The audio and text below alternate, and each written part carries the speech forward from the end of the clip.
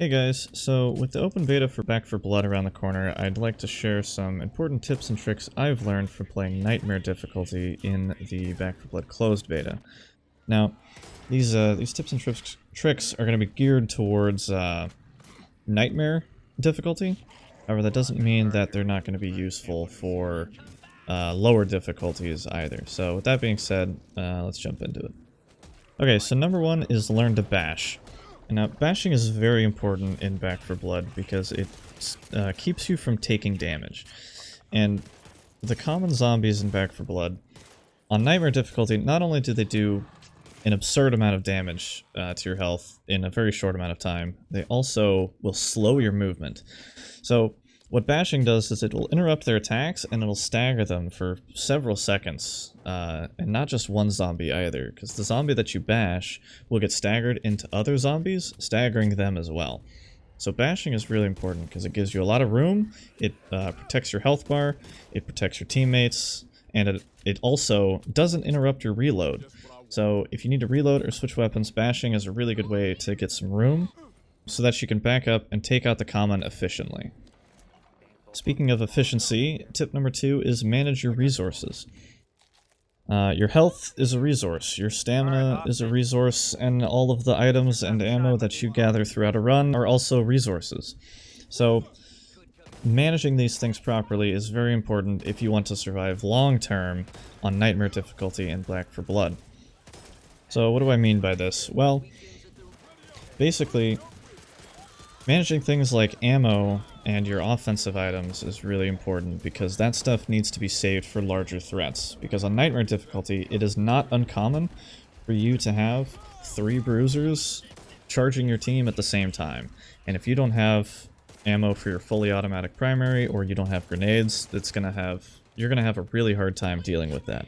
So try not to waste grenades and molotovs on like common enemies unless you absolutely have to or you have extra, and try not to take damage because every point of damage you take will accumulate a percentage of that damage as trauma, which lowers your maximum health. And the only way to heal trauma is by using a health station, which are few and far between. Just as you should manage your offensive items, you should also manage your ammo. If you have a really ammo-hungry primary weapon, be sure to use your secondary as much as you can when clearing common enemies, and try not to have 2 weapons that suck a lot of ammo like a fully automatic pistol and a fully automatic rifle. Try to save your heavy-hitting guns for the highly dangerous enemies like elites and uncommon ridden. Alright, number 3 is if you're being friendly fired, it's probably your fault. What do I mean by this? Well, there are a lot of times where you and your team will be holding a choke point, maybe in a doorway, in a hallway, like whatever, some choke point in the map. And somebody is going to be in the front of the group and somebody is going to be behind them. If you're in the front, there's a very easy tip to avoid friendly fire and also increase the DPS output of the rest of your team, and that is crouch. Yeah, literally just crouch. If you're in the front, crouch. It makes it infinitely easier on your teammates to be able to shoot the zombies, and it'll make it a lot easier on your health bar by not taking friendly fire. So be mindful of your teammates. If people are shooting behind you, try not to strafe left and right. Try to stay crouched as often as you can, and everybody's going to have a better time. So if you look at the background footage here, you can see that all 3 of my teammates were all holding this doorway choke point, and all 3 of them are crouched in the front with their own individual line of fire, and I'm in the back with a separate line of fire above all of their heads. Everybody has line of sight on the choke point, nobody's getting friendly fired, and we have enough DPS to annihilate anything that comes through that door. So if you're in the front, crouch, it'll make it 10 times easier on your team and you. Alright, number 4. Do not be afraid to fall back if things are going south. What do I mean by this? Well, if you accidentally trigger... let's say you accidentally trigger a horde. You know, a snitch walks around the corner and nobody's ready, or somebody accidentally steps on some birds. It happens all the time. Yep, here comes. Well, when that happens, if you stay where you are, the AI director is going to spawn ridden all around your location, which means they're going to come in front of you, from your sides, and from behind you. But if you fall back, and fall back as a team, what you'll do is you'll funnel all of those zombies into one direction, which means that's going to make it infinitely easier to fight. So don't be afraid to fall back to choke points, and also make sure you fall back together. If one teammate's falling behind, try to cover them. But if people go down, generally speaking, unless you're playing mom or you have a defibrillator, you're not going to be able to res them in tricky situations. Okay, tip number 5. Try to avoid setting off alarms. And this might seem really obvious, but on Nightmare difficulty, I've been playing a lot of quick play, and I'll tell you, the amount of people that just walk into alarm doors and birds and snitches without coordinating is ridiculous. So setting off alarms might be all fine and dandy on lower difficulties. On Nightmare difficulty, one alarm can drain so many resources from your team that you're not going to be able to survive later on in the level. So try your best to avoid setting off alarms. There's many ways to get around a lot of the alarm systems in the game as well, like the doors and the birds. What many people don't know is that you can actually use an explosion, like a grenade or a Molotov or a propane tank, to clear out groups of birds if they're in your way. A lot of the times it might not be worth it, a lot of the times you can just walk around birds, but if there's a group that's in a spot where you know you're going to have to fall back to, or you just want it out of the way because you don't trust your teammates, you can use an explosive and clear that out without setting off an alarm. Also, alarm doors can be ignored most of the time, but if there's one on the main path, or if you really want to scavenge for loot, you can use a toolkit to open the door without an alarm, or if you shoot a loud weapon near the door, and there are ridden on the other side, the ridden will aggro to you and break down the door for you, which won't trigger the alarm. This is a really good tip for people playing on Nightmare difficulty, because it allows you to search pretty much the entire map. As long as there are ridden on the other side of the door, you can do this. And speaking of alarms, we'll move on to our next tip, number 6. Snitches are way easier to kill than you think. All it takes is a little bit of team coordination and a little bit of bullet stagger, and you can kill snitches 100% of the time.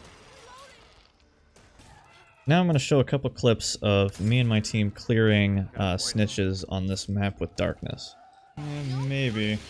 I foresee us falling back to this area though, because the next area... I have propane. Oh, excellent.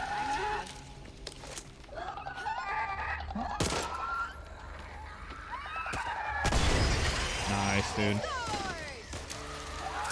Alright, I'm gonna light up the snitch. Let me reload. You guys ready? I got comment. Just focus snitch. 3, I'll stop all 2, the comments. 1.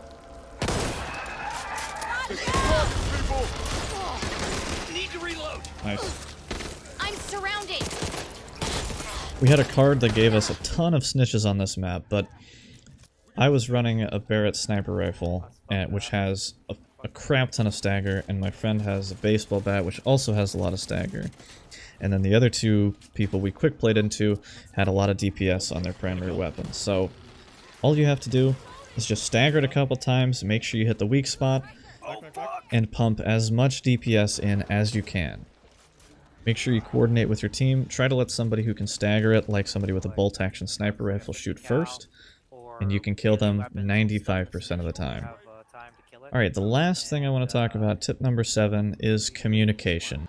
Communication is very important, because through communicating, you can also fall back together, make sure that everybody is safe. If you can call out if you need help, I would highly recommend using voice chat in this game. Whether you're doing it on Discord or using the in-game voice chat with randos, it's very important. Optimizing your resource usage is incredibly important. Optimizing your positioning is important. Making your teammates aware of threats that they cannot see is very important as well. So you want to ensure that you have good weapon variety on your team. And what do I mean by that?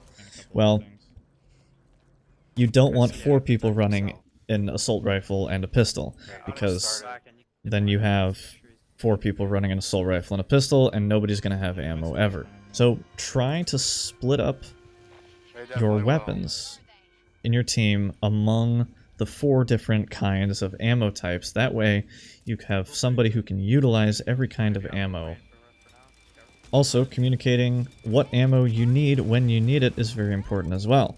Even just saying over voice chat or typing, does anybody have sniper ammo?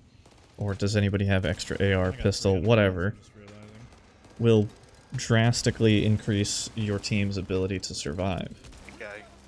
Pinging threats is incredibly important as well. The Back 4 Blood has an amazing ping system that you should absolutely utilize.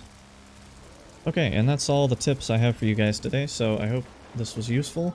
I hope you guys enjoyed. If you want to see more of this stuff, I have ideas of talking about things like enemy AI and like map progression and pace. I swear I could probably do like a 30-minute video where I talk about how the enemy AI works and how things spawn, how hordes spawn, how you should move through the map, how you can abuse terrain to your advantage, and all kinds of things like that. Wait, there's a bruiser again. So if you want to see more of this, let me know. Let me know if it was helpful. Feel free to like the video, subscribe, all that jazz. And thanks for watching.